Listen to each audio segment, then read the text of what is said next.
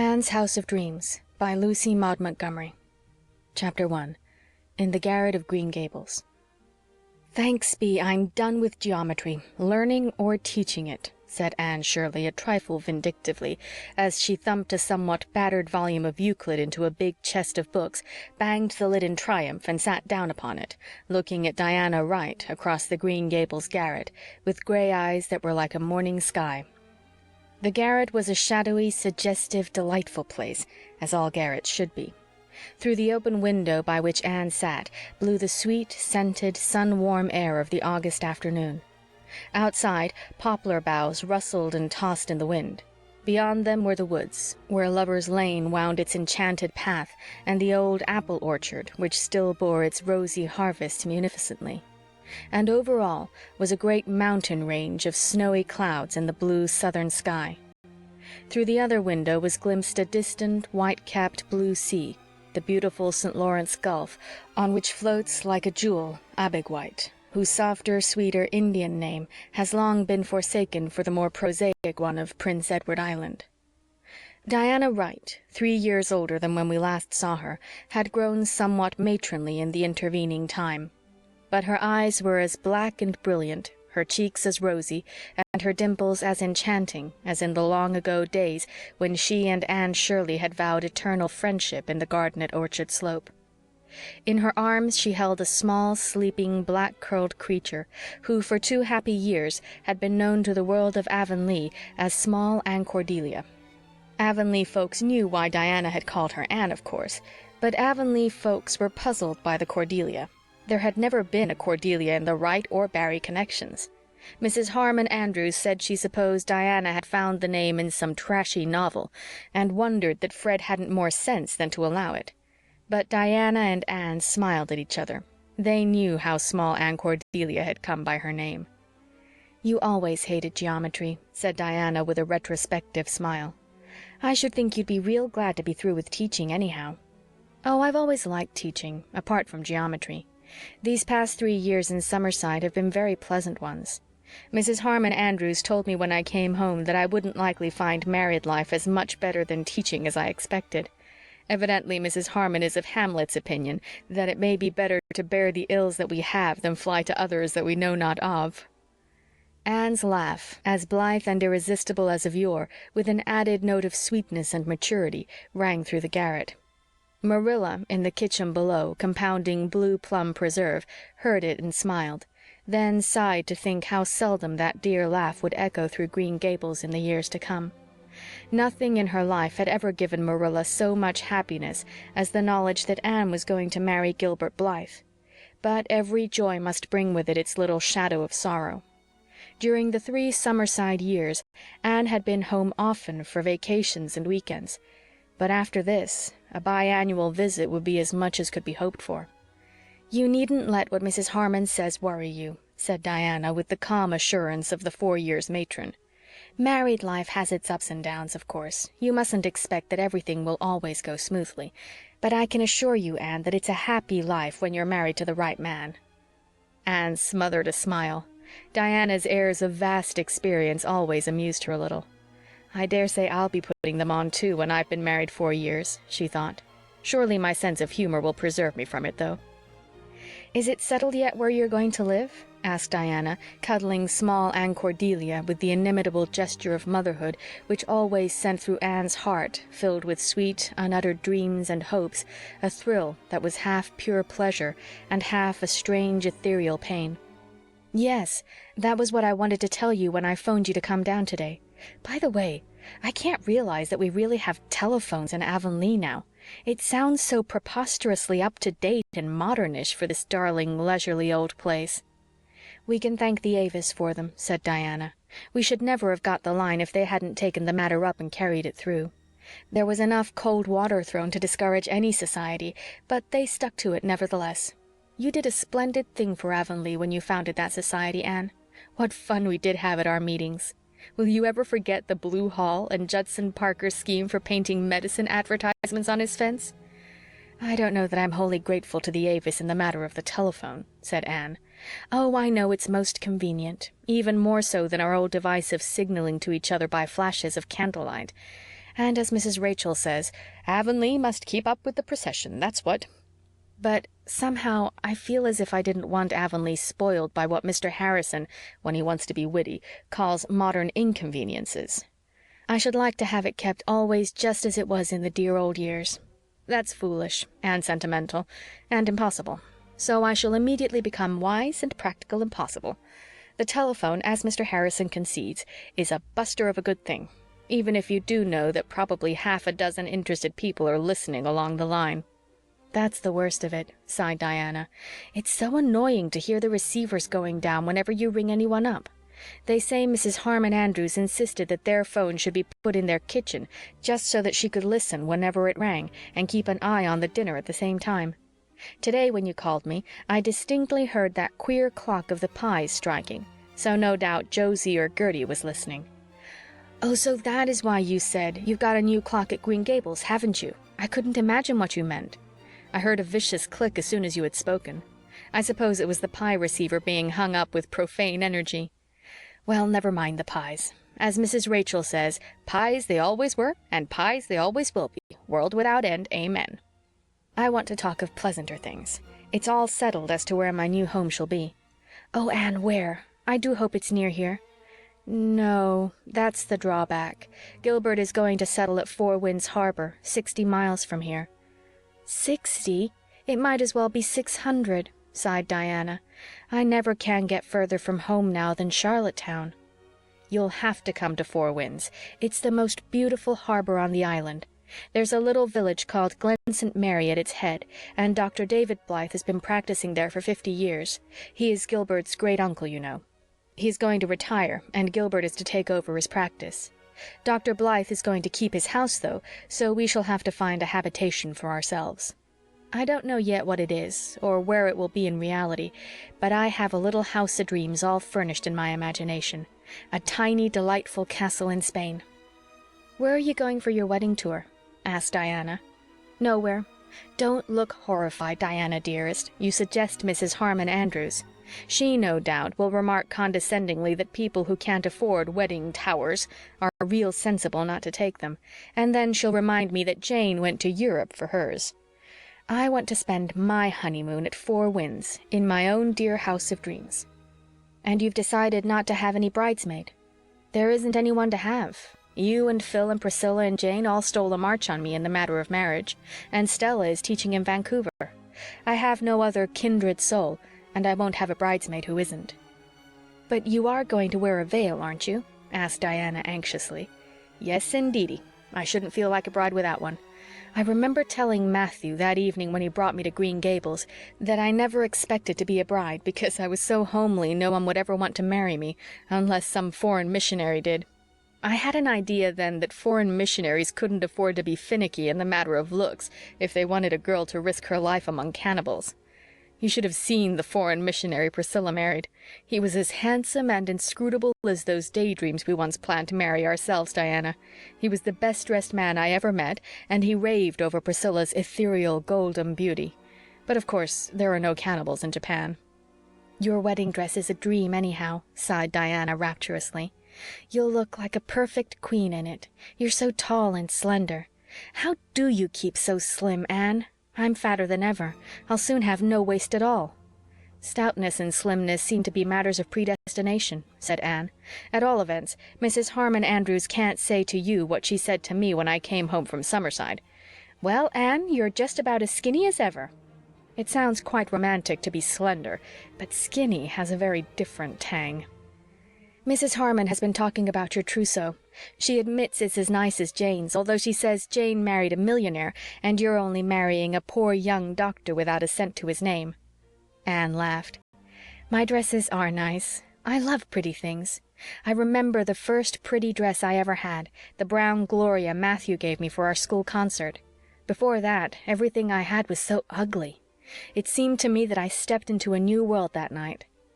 That was the night Gilbert recited Bingen on the Rhine and looked at you when he said, "There's another, not a sister," and you were so furious because he put your pink tissue rose in his breast pocket. You didn't imagine then that you would ever marry him. Oh, well, that's another instance of predestination, laughed Anne as they went down the garret stairs. End of Chapter 1. Chapter 2. The House of Dreams. There was more excitement in the air of Green Gables than there had ever been before in all its history. Even Marilla was so excited that she couldn't help showing it, which was little short of being phenomenal. "There's never been a wedding in this house," she said, half apologetically, to Mrs. Rachel Lynde.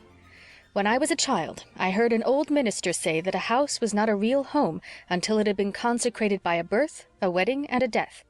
We've had deaths here. My father and mother died here as well as Matthew, and we've even had a birth here. Long ago, just after we moved into this house, we had a married hired man for a little while, and his wife had a baby here. But there's never been a wedding before. It does seem so strange to think of Anne being married. In a way, she just seems to me the little girl Matthew brought home here 14 years ago. I can't realize that she's grown up. I shall never forget what I felt when I saw Matthew bringing in a girl. I wonder what became of the boy we would have got if there hadn't been a mistake. I wonder what his fate was." "Well, it was a fortunate mistake," said Mrs. Rachel Lynde, "though, mind you, there was a time I didn't think so. That evening I came up to see Anne and she treated us to such a scene. Many things have changed since then, that's what." Mrs. Rachel sighed and then brisked up again. When weddings were in order, Mrs. Rachel was ready to let the dead past bury its dead. "I'm going to give Anne 2 of my cotton warp spreads," she resumed, "a tobacco stripe one and an apple leaf one. She tells me they're getting to be real fashionable again. Well, fashion or no fashion, I don't believe there's anything prettier for a spare room bed than a nice apple leaf spread, that's what.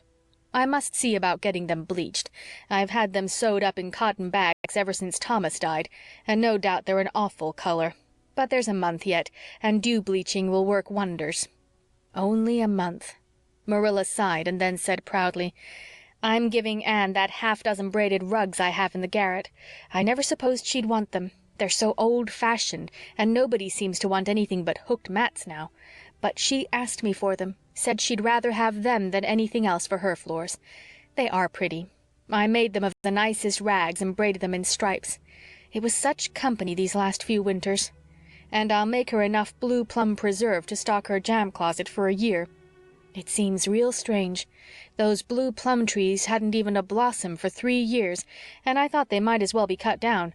And this last spring they were white, and such a crop of plums I never remember at Green Gables.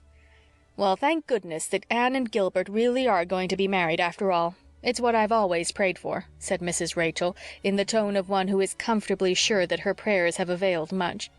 It was a great relief to find out that she really didn't mean to take the Kingsport man. He was rich, to be sure, and Gilbert is poor, at least, to begin with, but then he's an island boy. "He's Gilbert Blythe," said Marilla contentedly.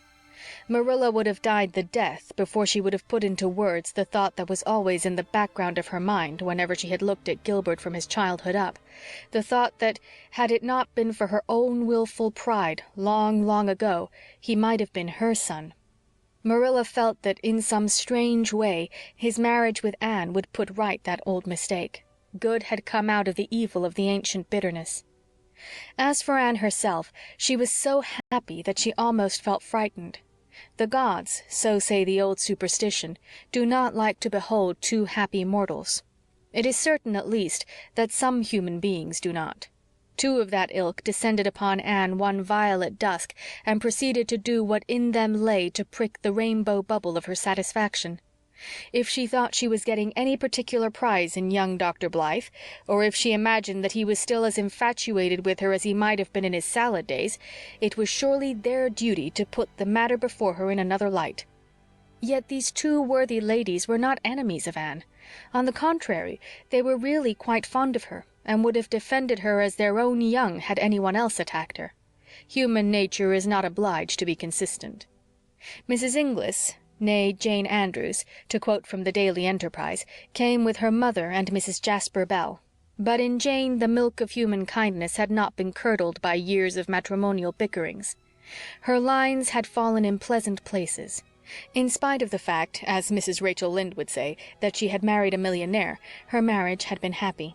Wealth had not spoiled her.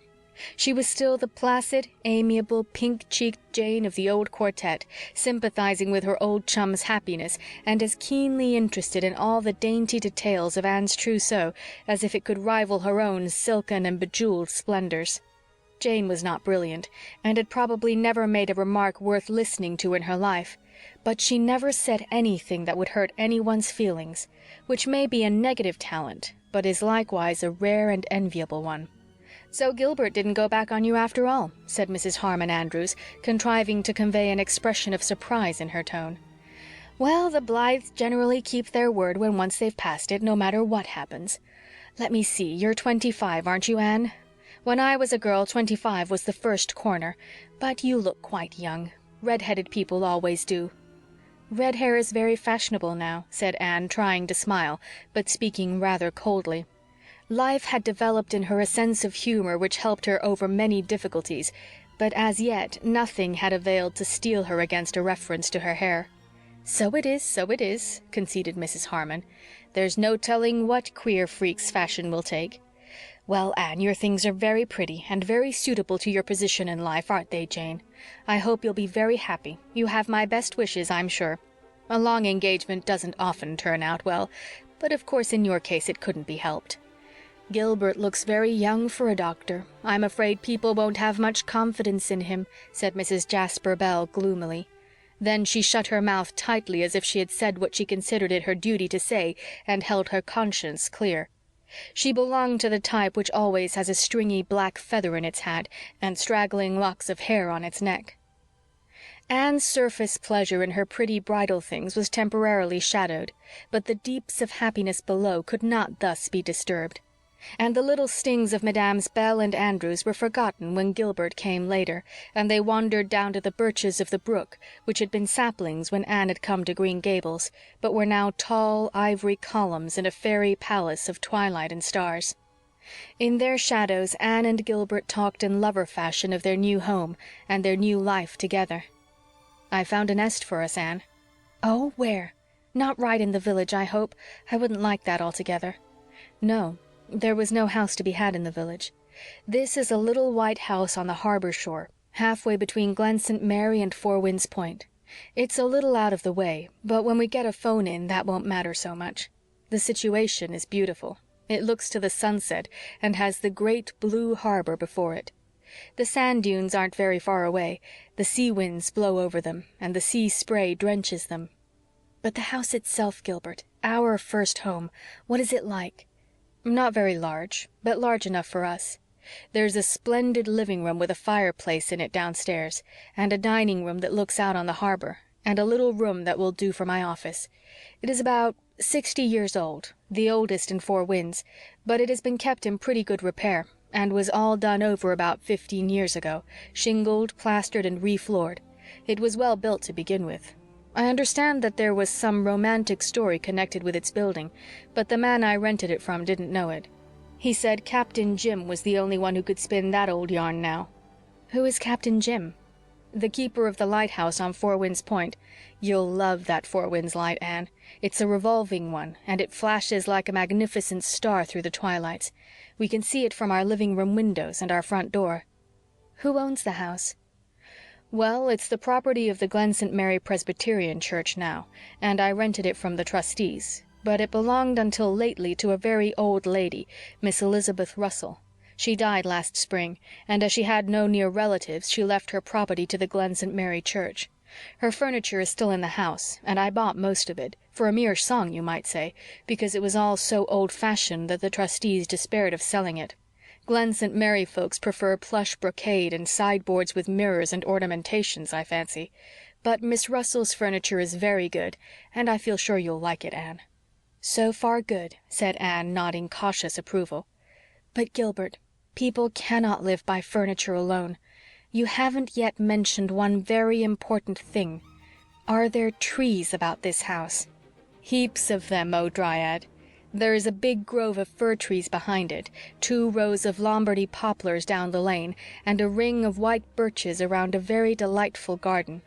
Our front door opens right into the garden, but there is another entrance, a little gate hung between 2 firs. The hinges are on one trunk and the catch on the other. Their boughs form an arch overhead. Oh, I'm so glad. I couldn't live where there were no trees. Something vital in me would starve. Well, after that, there's no use asking you if there's a brook anywhere near. That would be expecting too much. But there is a brook, and it actually cuts across one corner of the garden. Then, said Anne with a long sigh of supreme satisfaction, this house you have found is my house of dreams, and none other. End of Chapter 2. Chapter 3. The Land of Dreams Among. "Have you made up your mind who you're going to have to the wedding, Anne?" asked Mrs. Rachel Lynde as she hemstitched table napkins industriously. "It's time your invitations were sent, even if they're only to be informal ones." "I don't mean to have very many," said Anne. "We just want those we love best to see us married. Gilbert's people, and Mr. and Mrs. Allan, and Mr. and Mrs. Harrison." "There was a time when you'd hardly have numbered Mr. Harrison among your dearest friends," said Marilla dryly. "Well, I wasn't very strongly attracted to him at our first meeting," acknowledged Anne with a laugh over the recollection. "But Mr. Harrison has improved on acquaintance, and Mrs. Harrison is really a dear. Then, of course, there are Miss Lavendar and Paul. Have they decided to come to the island this summer? I thought they were going to Europe." "They changed their minds when I wrote them I was going to be married. I had a letter from Paul today. He says he must come to my wedding, no matter what happens to Europe." "That child always idolized you," remarked Mrs. Rachel. "That child is a young man of 19 now, Mrs. Lynde." "How time does fly," was Mrs. Lynde's brilliant and original response. "Charlotta the Fourth may come with them. She sent word by Paul that she would come if her husband would let her. I wonder if she still wears those enormous blue bows, and whether her husband calls her Charlotta or Leonora. I should love to have Charlotta at my wedding. Charlotta and I were at a wedding long syne. They expect to be at Echo Lodge next week. Then there are Phil and the Reverend Joe." "It sounds awful to hear you speaking of a minister like that, Anne," said Mrs. Rachel severely. "His wife calls him that." "She should have more respect for his holy office then," retorted Mrs. Rachel. "I've heard you criticize ministers pretty sharply yourself," teased Anne. "Yes, but I do it reverently," protested Mrs. Lynde. "You never heard me nickname a minister." Anne smothered a smile. "Well, there are Diana and Fred and little Fred and small Aunt Cordelia and Jane Andrews. I wish I could have Miss Stacy and Aunt Jamesina and Priscilla and Stella, but Stella is in Vancouver and Pris is in Japan and Miss Stacy is married in California and Aunt Jamesina has gone to India to explore her daughter's mission field, in spite of her horror of snakes. It's really dreadful the way people get scattered over the globe." "The Lord never intended it, that's what," said Mrs. Rachel authoritatively. "In my young days people grew up and married and settled down where they were born, or pretty near it. Thank goodness you've stuck to the island, Anne. I was afraid Gilbert would insist on rushing off to the ends of the earth when he got through college and dragging you with him." "If everybody stayed where he was born, places would soon be filled up, Mrs. Lynde." "Oh, I'm not going to argue with you, Anne. I am not a B.A. What time of day is the ceremony to be?" "We have decided on noon. High noon, as the society reporters say. That will give us time to catch the evening train to Glen St. Mary." "And you'll be married in the parlor?" "No, not unless it rains. We mean to be married in the orchard, with the blue sky over us and the sunshine around us. Do you know when and where I'd like to be married if I could? It would be at dawn. A June dawn with a glorious sunrise and roses blooming in the gardens, and I would slip down and meet Gilbert, and we would go together to the heart of the beech woods, and there, under the green arches that would be like a splendid cathedral, we would be married." Marilla sniffed scornfully, and Mrs. Lynde looked shocked. "But that would be terrible queer, Anne. Why, it wouldn't really seem legal. And what would Mrs. Harmon Andrews say?" "Ah, there's the rub," sighed Anne. "There are so many things in life we cannot do because of the fear of what Mrs. Harmon Andrews would say. 'Tis true, 'tis pity, and pity 'tis true.' What delightful things we might do were it not for Mrs. Harmon Andrews." "By times, Anne, I don't feel quite sure that I understand you altogether," complained Mrs. Lynde. "Anne was always romantic, you know," said Marilla apologetically. "Well, married life will most likely cure her of that," Mrs. Rachel responded comfortingly. Anne laughed and slipped away to Lover's Lane, where Gilbert found her, and neither of them seemed to entertain much fear or hope that their married life would cure them of romance. The Echo Lodge people came over the next week, and Green Gables buzzed with the delight of them. Miss Lavendar had changed so little that the 3 years since her last island visit might have been a watch in the night, but Anne gasped with amazement over Paul. Could this splendid 6 feet of manhood be the little Paul of Avonlea schooldays? "You really make me feel old, Paul," said Anne. "Why, I have to look up to you now." "You'll never grow old, teacher," said Paul. "You're one of the fortunate mortals who have found and drunk from the fountain of youth, you and Mother Lavendar. See here, when you're married I won't call you Mrs. Blythe. To me you'll always be teacher, the teacher of the best lessons I ever learned. I want to show you something." The something was a pocketbook full of poems. Paul had put some of his beautiful fancies into verse, and magazine editors had not been as unappreciative as they are sometimes supposed to be. Anne read Paul's poems with real delight. They were full of charm and promise. "You'll be famous yet, Paul. I always dreamed of having one famous pupil. He was to be a college president, but a great poet would be even better. Someday I'll be able to boast that I whipped the distinguished Paul Irving. But then I never did whip you, did I, Paul? What an opportunity lost. I think I kept you in at recess, however. You may be famous yourself, teacher. I've seen a good deal of your work these last 3 years. No, I know what I can do. I can write pretty, fanciful little sketches that children love and editors send welcome checks for. But I can do nothing big. My only chance for earthly immortality is a corner in your memoirs." Charlotta the Fourth had discarded the blue bows, but her freckles were not noticeably less. "I never did think I'd come down to marrying a Yankee, Miss Shirley, ma'am," she said. "But you never know what's before you, and it isn't his fault. He was born that way." "You're a Yankee yourself, Charlotta, since you've married one." "Miss Shirley, ma'am, I'm not. And I wouldn't be if I was to marry a dozen Yankees. Tom's kind of nice. And besides, I thought I'd better not be too hard to please, for I mightn't get another chance. Tom don't drink, and he don't growl because he has to work between meals, and when all's said and done, I'm satisfied, Miss Shirley, ma'am." "Does he call you Leonora?" asked Anne. "Goodness, no, Miss Shirley, ma'am. I wouldn't know who he meant if he did. Of course, when we got married he had to say, 'I take thee, Leonora,' and I declare to you, Miss Shirley, ma'am, I've had the most dreadful feeling ever since that it wasn't me he was talking to, and I haven't been rightly married at all." "And so you're going to be married yourself, Miss Shirley, ma'am? I always thought I'd like to marry a doctor. It would be so handy when the children had measles and croup. Tom is only a bricklayer, but he's real good-tempered. When I said to him, says I, 'Tom, can I go to Miss Shirley's wedding? I mean to go anyhow, but I'd like to have your consent,' he just says, 'Suit yourself, Charlotta, and you'll suit me.' That's a real pleasant kind of husband to have, Miss Shirley, ma'am." Philippa and her Reverend Joe arrived at Green Gables the day before the wedding. Anne and Phil had a rapturous meeting, which presently simmered down to a cozy, confidential chat over all that had been and was about to be. "Queen Anne, you're as queenly as ever. I've got fearfully thin since the babies came. I'm not half so good looking, but I think Joe likes it. There's not such a contrast between us, you see. And oh, it's perfectly magnificent that you're going to marry Gilbert. Roy Gardner wouldn't have done at all. I can see that now, though I was horribly disappointed at the time. You know, Anne, you did treat Roy very badly." "He has recovered, I understand," smiled Anne. "Oh, yes. He is married, and his wife is a sweet little thing, and they're perfectly happy. Everything works together for good. Joe and the Bible say that, and they're pretty good authorities." "Are Alec and Alonzo married yet?" "Alec is, but Alonzo isn't. How those dear old days at Patty's Place come back when I'm talking to you, Anne. What fun we had. Have you been to Patty's Place lately?" "Oh, yes, I go often. Miss Patty and Miss Maria still sit by the fireplace and knit. And that reminds me, we've brought you a wedding gift from them, Anne. Guess what it is." "I never could. How did they know I was going to be married?" "Oh, I told them. I was there last week, and they were so interested. 2 days ago Miss Patty wrote me a note asking me to call, and then she asked if I would take her gift to you. What would you wish most from Patty's Place, Anne?" "You can't mean that Miss Patty has sent me her china dogs?" "Go up, Head. They're in my trunk this very moment, and I've a letter for you. Wait a moment and I'll get it." "Dear Miss Shirley," Miss Patty had written, "Maria and I were very much interested in hearing of your approaching nuptials.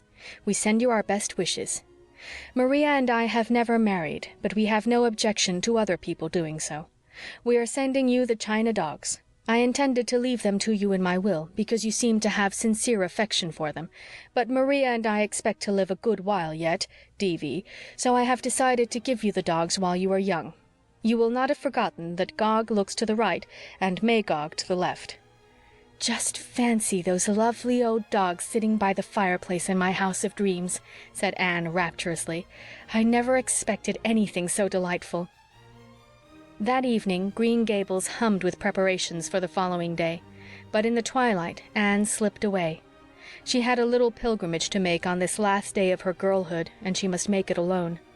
She went to Matthew's grave, in the little poplar-shaded Avonlea graveyard, and there kept a silent tryst with old memories and immortal loves. "How glad Matthew would be tomorrow if he were here," she whispered. "But I believe he does know, and is glad of it somewhere else. I've read somewhere that our dead are never dead until we have forgotten them. Matthew will never be dead to me, for I can never forget him." She left on his grave the flowers she had brought, and walked slowly down the long hill. It was a gracious evening, full of delectable lights and shadows. In the west was a sky of mackerel clouds, crimson and amber tinted, with long strips of apple-green sky between them. Beyond was the glimmering radiance of a sunset sea, and the ceaseless voice of many waters came up from the tawny shore. All around her, lying in the fine, beautiful country silence, were the hills and fields and woods she had known and loved so long. "History repeats itself," said Gilbert, joining her as she passed the Blythe gate. "Do you remember our first walk down this hill, Anne? Our first walk together anywhere, for that matter?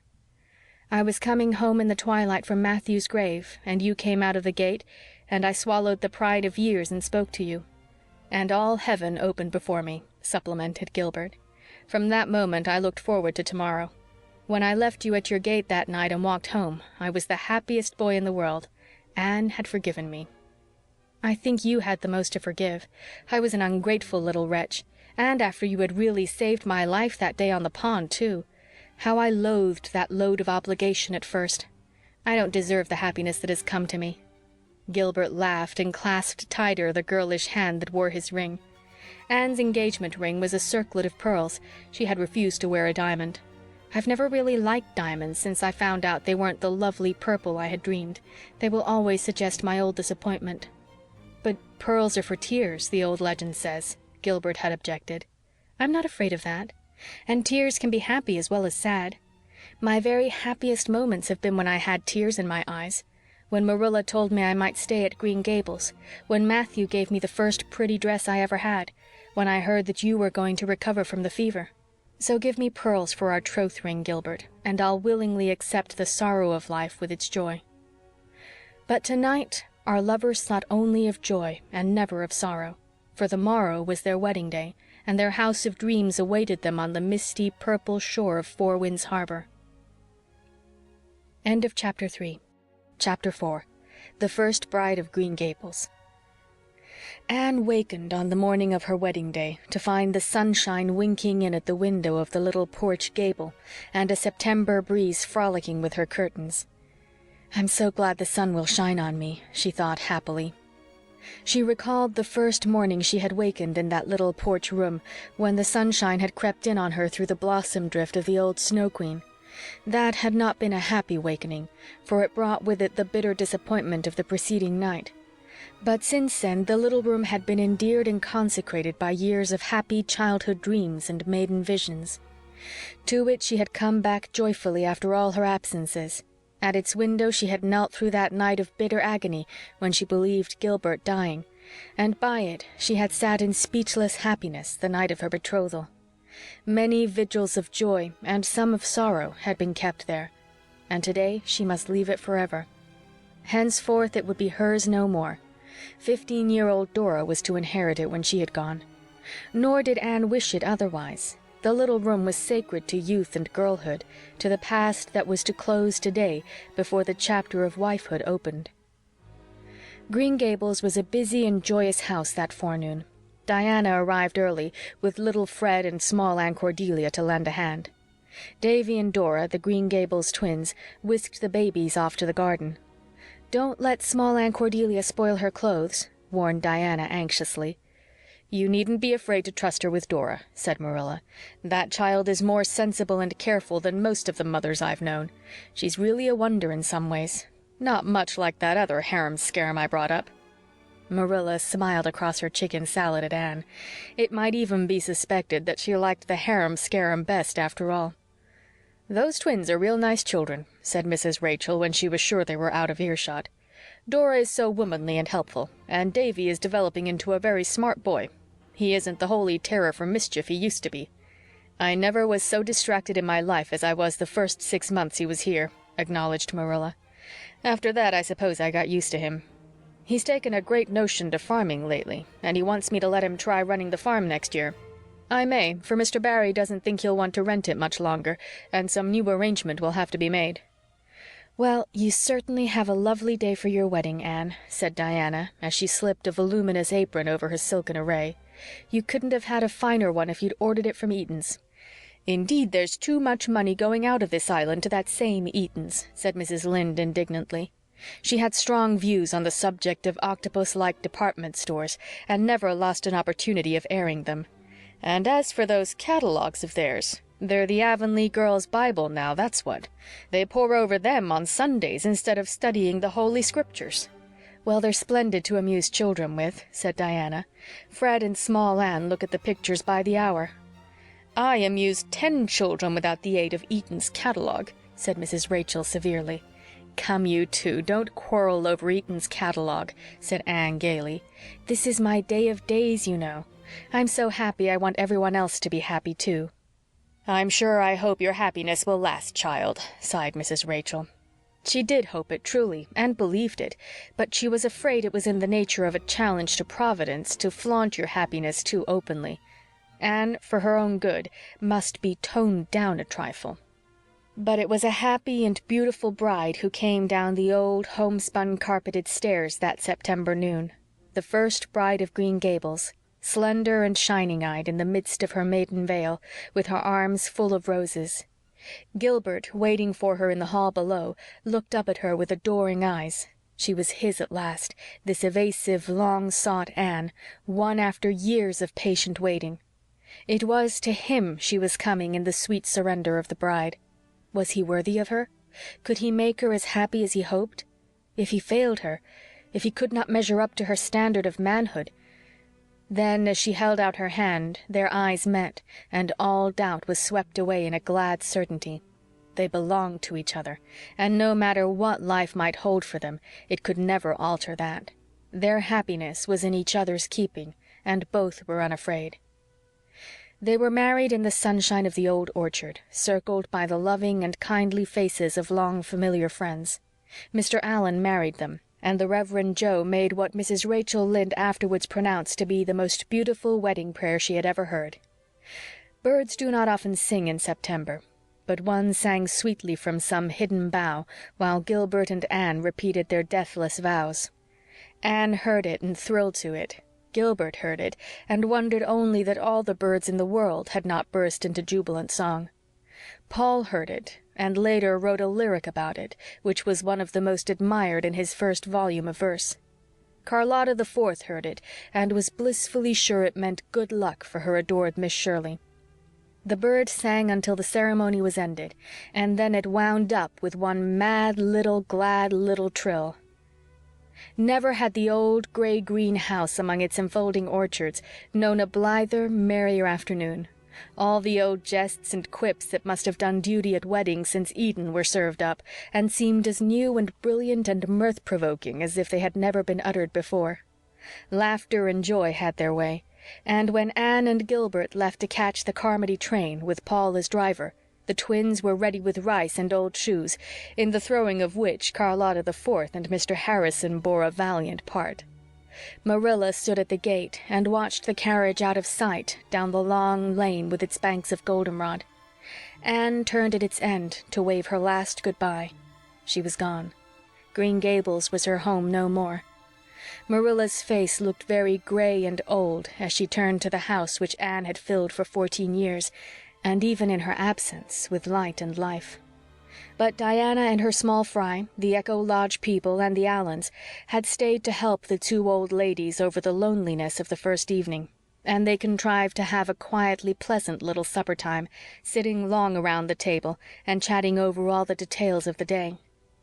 While they were sitting there, Anne and Gilbert were alighting from the train at Glen St. Mary. End of Chapter 4. Chapter 5. The Homecoming. Dr. David Blythe had sent his horse and buggy to meet them, and the urchin who had brought it slipped away with a sympathetic grin, leaving them to the delight of driving alone to their new home through the radiant evening. Anne never forgot the loveliness of the view that broke upon them when they had driven over the hill behind the village. Her new home could not yet be seen, but before her lay Four Winds Harbor, like a great, shining mirror of rose and silver. Far down she saw its entrance between the bar of sand dunes on the one side and a steep, high, grim red sandstone cliff on the other. Beyond the bar, the sea, calm and austere, dreamed in the afterlight. The little fishing village, nestled in the cove where the sand dunes met the harbor shore, looked like a great opal in the haze. The sky over them was like a jeweled cup from which the dusk was pouring. The air was crisp with the compelling tang of the sea, and the whole landscape was infused with the subtleties of a sea evening. A few dim sails drifted along the darkening, fir-clad harbor shores.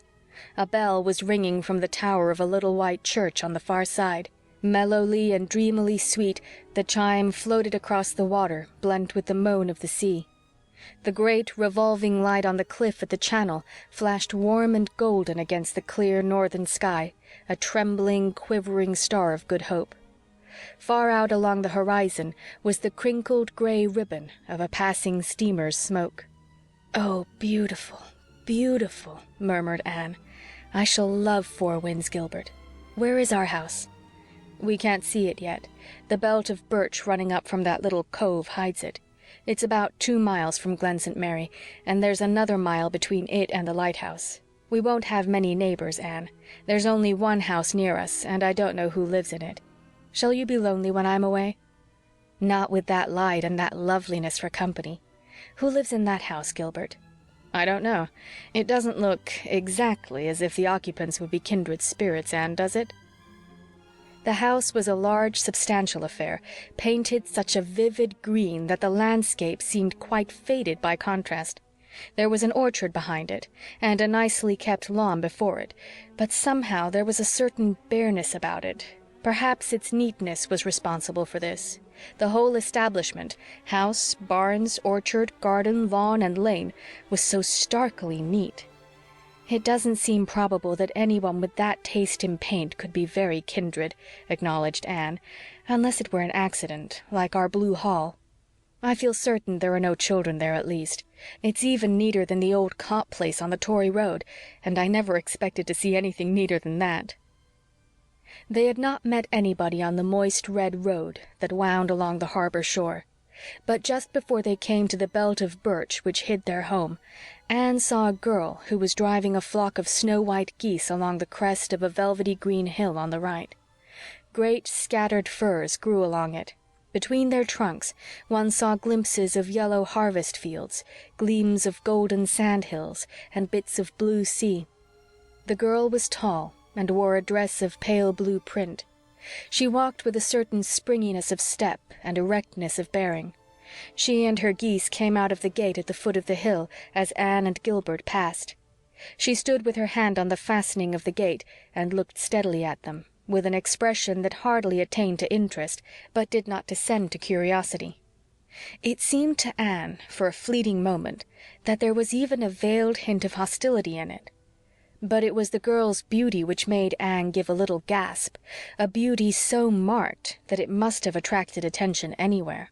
She was hatless, but heavy braids of burnished hair, the hue of ripe wheat, were twisted about her head like a coronet. Her eyes were blue and star-like. Her figure, in its plain print gown, was magnificent, and her lips were as crimson as a bunch of blood-red poppies she wore at her belt. "Gilbert, who is the girl we have just passed?" asked Anne in a low voice. "I didn't notice any girl," said Gilbert, who had only eyes for his bride. "She was standing by that gate. No, don't look back. She's still watching us. I never saw such a beautiful face." "I don't remember seeing any very handsome girls while I was here. There are some pretty girls up at the Glen, but I hardly think they could be called beautiful. This girl is. You can't have seen her or you would remember her. Nobody could forget her. I never saw such a face except in pictures. And her hair. It made me think of Browning's Cord of Gold and Gorgeous Snake. Probably she's some visitor in Four Winds, likely someone from that big summer hotel over the harbor. She wore a white apron and she was driving geese. She might do that for amusement. Look, Anne, there's our house." Anne looked and forgot for a time the girl with the splendid, resentful eyes. The first glimpse of her new home was a delight to eye and spirit. It looked so like a big, creamy seashell stranded on the harbor shore. The rows of tall Lombardy poplars down its lane stood out in stately purple silhouette against the sky. Behind it, sheltering its garden from the too keen breath of sea winds, was a cloudy firwood in which the winds might make all kinds of weird and haunting music. Like all woods, it seemed to be holding and enfolding secrets in its recesses, secrets whose charm is only to be won by entering in and patiently seeking. Outwardly, dark green arms keep them inviolate from curious or indifferent eyes. The night winds were beginning their wild dances beyond the bar, and the fishing hamlet across the harbor was gemmed with lights as Anne and Gilbert drove up the poplar lane. The door of the little house opened, and a warm glow of firelight flickered out into the dusk. Gilbert lifted Anne from the buggy and led her into the garden, through the little gate between the ruddy-tipped firs, up the trim red path to the sandstone step. "Welcome home," he whispered, and hand in hand they stepped over the threshold of their house of dreams. End of chapter 5.